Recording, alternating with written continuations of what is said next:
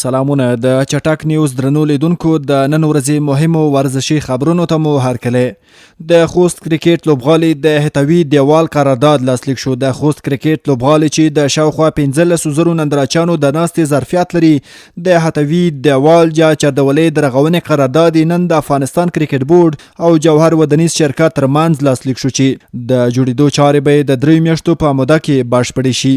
آیرلند په دوهمه یو ورځنۍ لوبه کې اماراتو ته په 112 منډو لویه ماته ورکړه.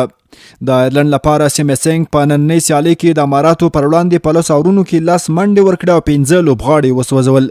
نوموړي په توپوهنه کې هم نیمه سلیزه ووهله او د لوبې غوره لوبغاړی ونومول شو. د سریلانکا او انګلستان کرکټ ملي لوبډلو ترمنځ لومړنۍ ټیسټ لوبه ترسره شوه. د لوبه کې ټاس کوربه سریلانکا لوبډلې وګټه او د توپوهنې پریکړه وکړه.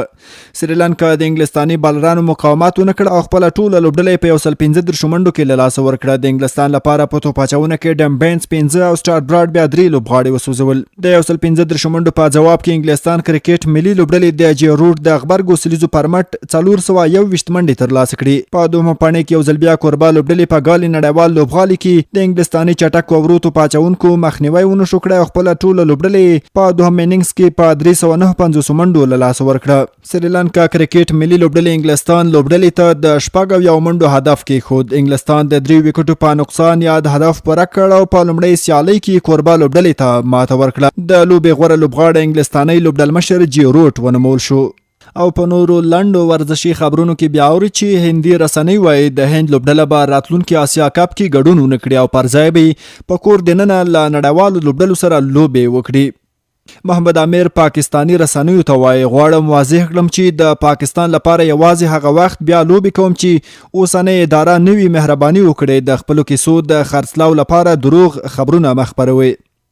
او د سویلي افریقا او کوربه پاکستان ترمنځ په پاکستان کې د شاوخوا 14 کلونو وروسته په پاکستان کې لوبې کیږي. د دواړو هیوادونو ترمنځ به لومړۍ ټیسټ لوبه د جنوري په 26 نیټه پیل شي.